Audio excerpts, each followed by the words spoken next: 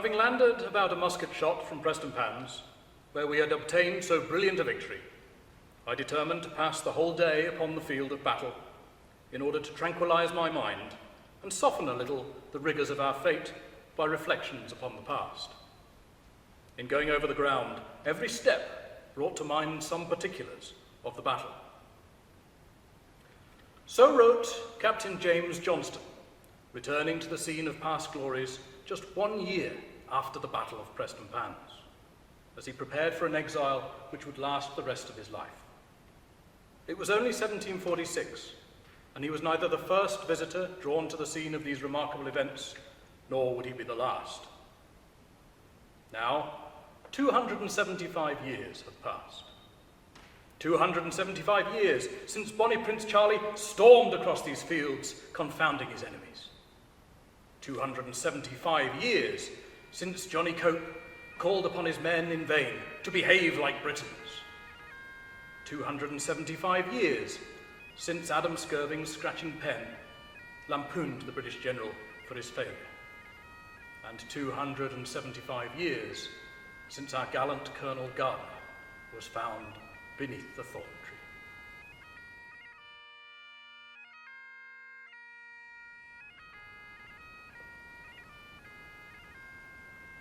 In the summer of 1745, Scotland was astir with rumours that the Jacobites, the supporters of the exiled royal house of Stuart, were again brewing trouble in the north. It was 26 years since they had last tried, and failed, to restore the Stuarts to the thrones of Great Britain. But this time they were led by their charismatic young prince, Charles Edward Stuart, known to the Romantics as Bonnie Prince Charlie.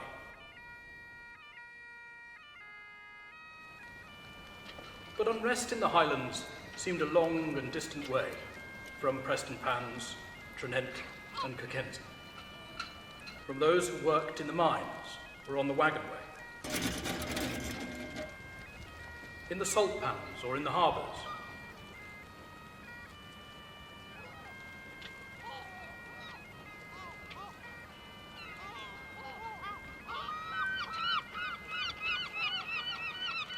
and from gentlemen farmers like Robert Anderson, or just 6 miles up the road, Adam Skirving.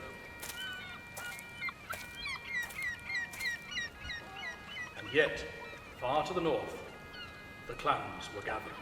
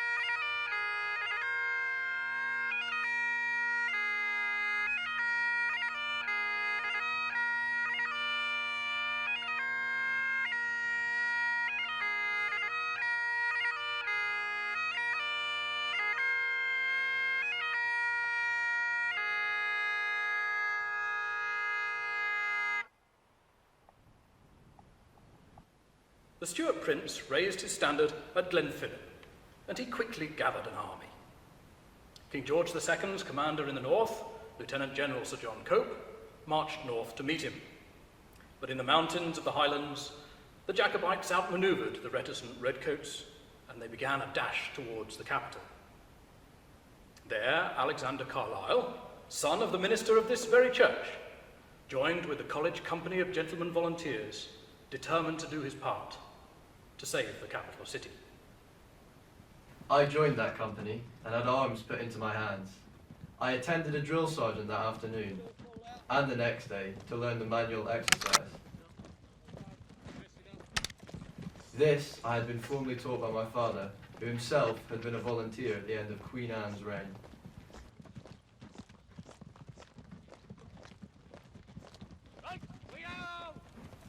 Two regiments of dragoons also protected the road west from Edinburgh, led by the veteran cavalry officer and Prestonpans resident, Colonel James Gardner. His health might be failing, but he thought of nothing but his duty.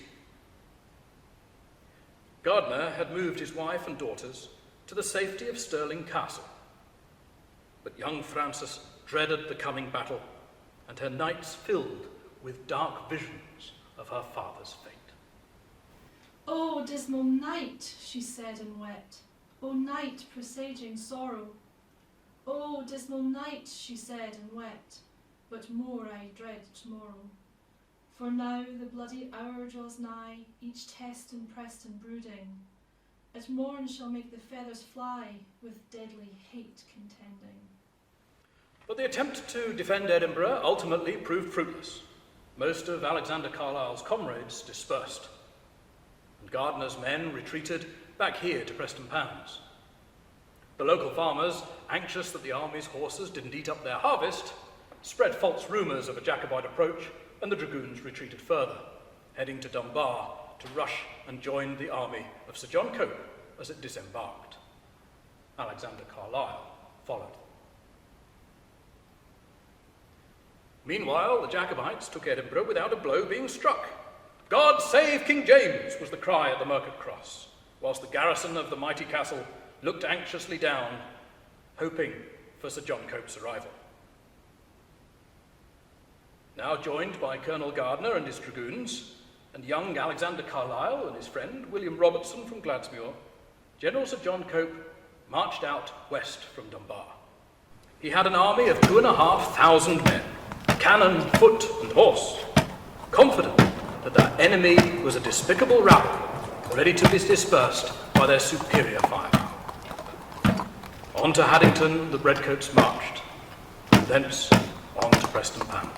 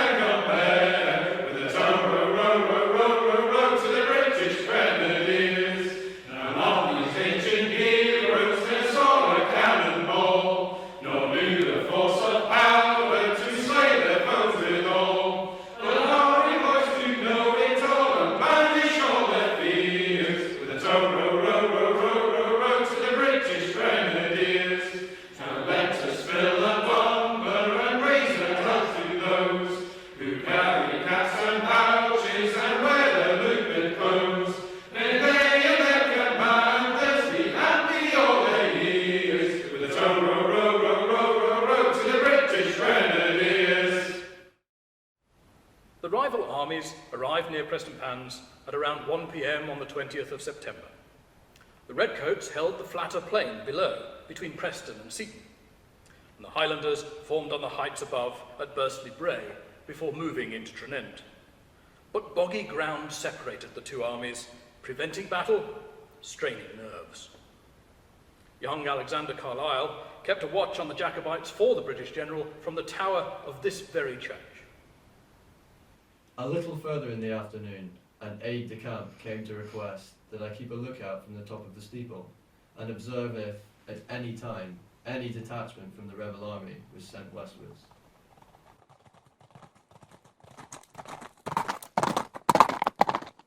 Meanwhile, Robert Anderson from up the hill at Whitborough had joined with the Jacobites, just as his father had done 30 years before.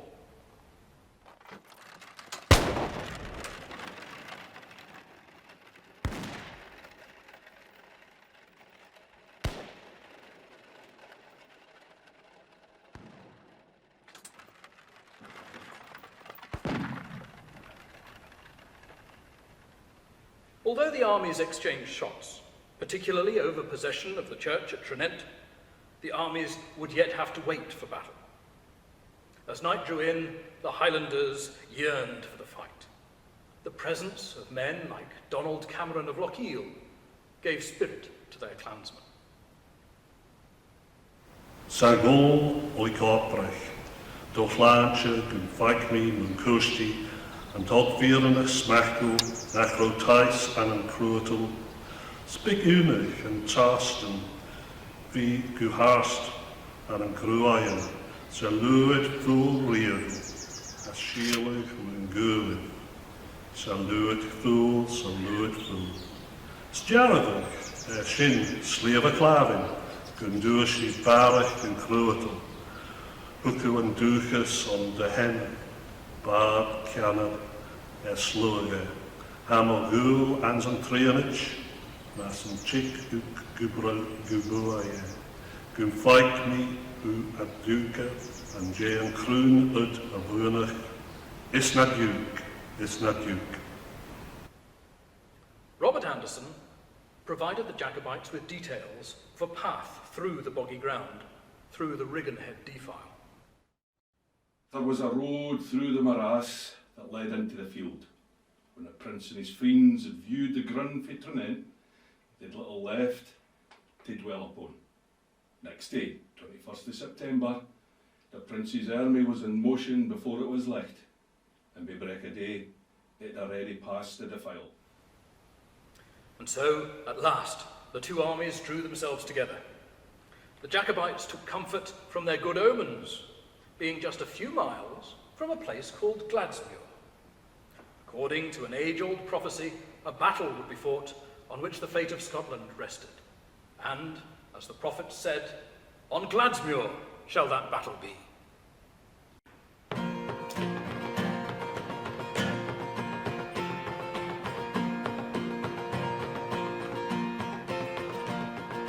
Marching in the dead of night through marshland 3 by 3, down through the Rigganhead to Foul, cried Anderson, follow me. On Glasgow then, shall the battle be. Your men will fight with all their might in the Saltoon by the sea. At the break of dawn, through a whirling mist, the pipes rang loud and clear. Cope's army waved a wild war cries, a sound that they all fear. On Glasgow then, shall the battle be. Your men will fight with all their might in the Saltoon by the sea. Cope's army blasted one sole charge, his men then turned to flee. The colonel in his one last stand heard thunder the Thorntree. On Glasgow then, shall the battle be. Your men will fight with all their might in the Saltoon by the sea. The battle, though it had been brief, in hundreds they did fall. Those taken as a prisoner were cared for young and old. On Glasgow then, shall the battle be. Your men will fight with all their might in the Saltoon by the sea. Charlie and his men did march to London, he decreed. Stuart cause of mind, their strength they'll fight for their king over the sea. On Glasgow then, shall the battle be. Your men will fight with all their might in the Saltoon by the sea. When the Highlanders began their charge, Gardiner's 13th Dragoons were on the right flank of General Cope's army. Who else but his daughter in her dreams could have imagined that this battle, so close to his own home, would prove to be his last? His men moved forward beneath the shimmering green banner of silk, on which were the lyrics of a popular song the very song that had driven the British cavalry to victory on the fields of Dettingen only 2 years before. Britons, strike home!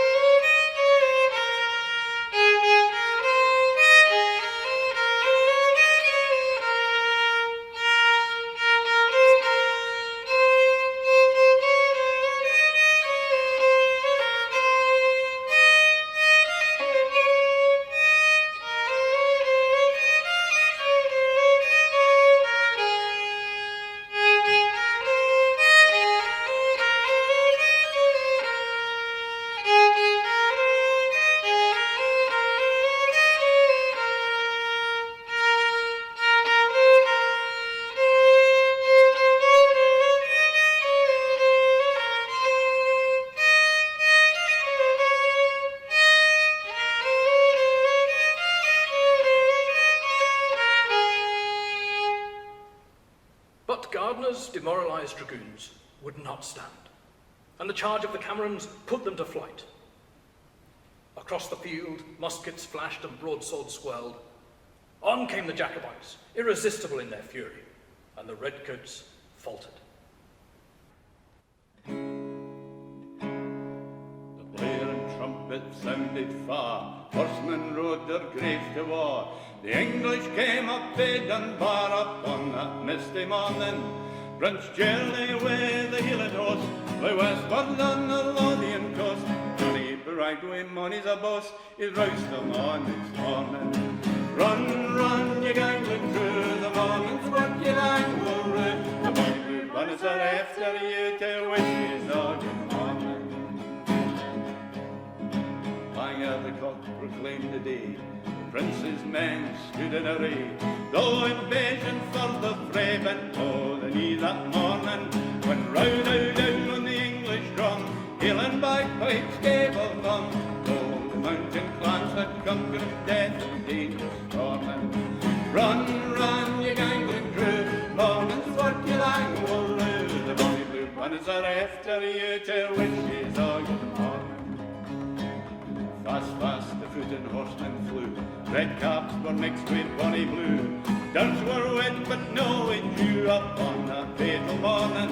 And few save one devoted band could bear the brunt of Highland clan, swept around Lockheed in hand upon that fatal morning. Run, run, you gangling crew, the morning's work you lang will rue. Bonny blue bonnets are after you to wish yous all good morning. Elk hand was firm, Elk heart was true, a shotting down their guns they threw. Forth their mighty claymore drew upon that fatal morning. The English gave a loud huzzah, but turned they made the front of all. They wavered, turned and ran a war like sheep and shepherds calling. Run, run, you gangling crew, the morning's work you lang will rue. All we really want to do is to wish yous all good morning. Run, run, you gangling crew, the bonny blue bonnets are after you. All we really want to do is to wish yous all good morning.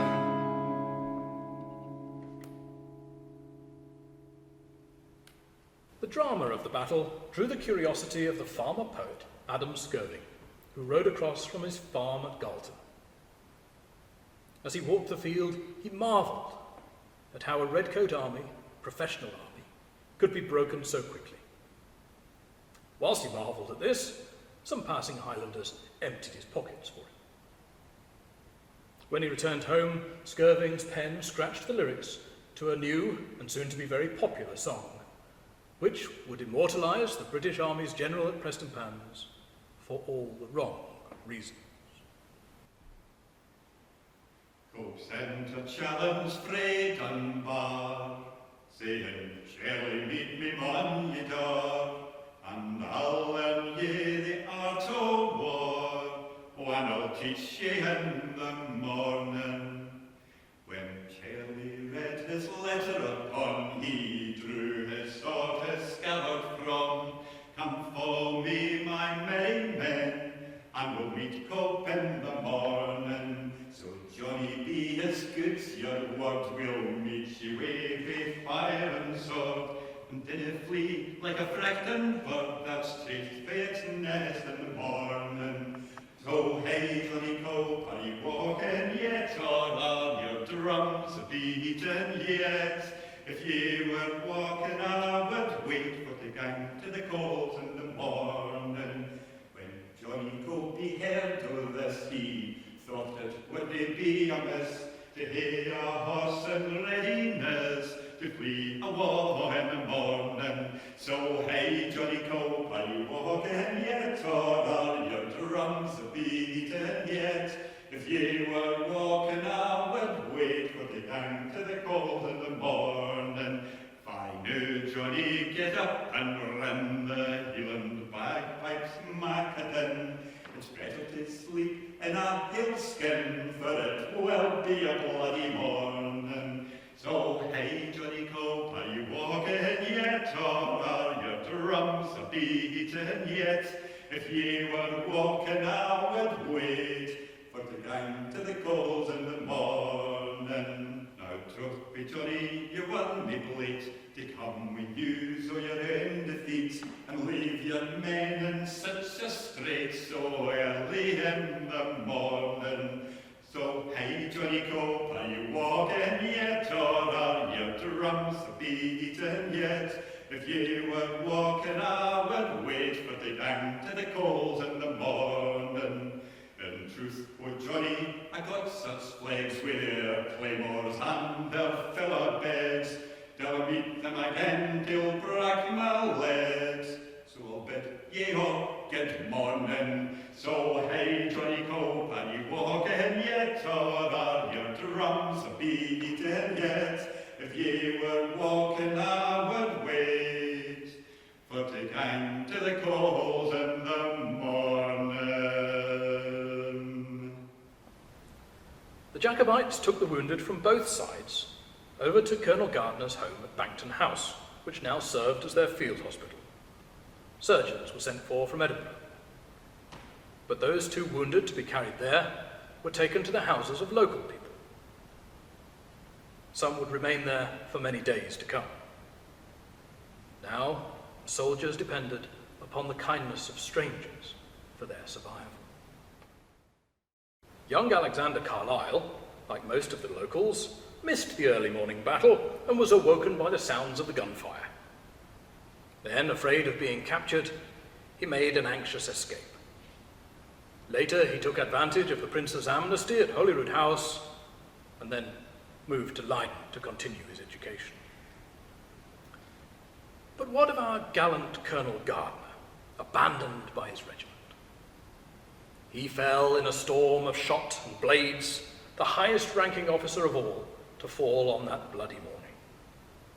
He was found later in the day, lying beneath that solemn, solitary thorn tree which stood upon the field. He was taken up to the manse at Tranent churchyard, where he died a few hours later. Word then carried swiftly to Stirling, where it reached the ears of his loving wife. But Gardner brave did still behave like a hero bright man. His courage true, like him were few, that still dispersed flight man. For king and laws and country's cause, in honour's bed he lay man. His life but not his courage fled, while he had breath to draw man. At the Thorntree, which you may see, be west of Meadow Mill man, there many slain on the plain, the clans pursuing still man. Sick unker hacks and deadly whacks, I never saw the like man. Lost hands and heads, 'cause them they're dead, that fell near Preston Dyke man.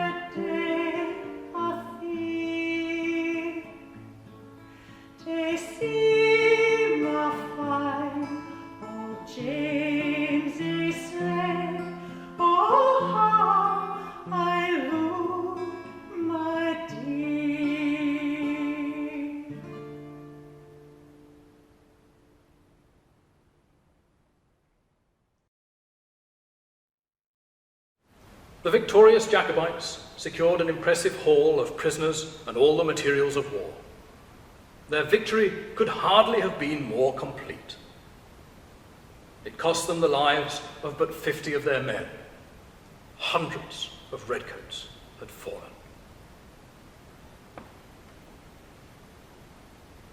The Jacobite staff gave orders for the burial of the bodies, a grisly task which was given to the local civilians.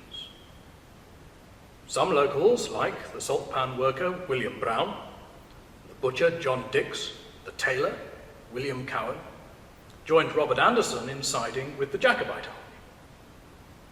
Most local gentry, like Lord Preston Grange and Lord Dromore, stayed firmly in King George's camp. Most people here, however, simply waited for the tide of war to turn elsewhere. The battle had already turned the fields around their homes into what one Jacobite called a spectacle of horror.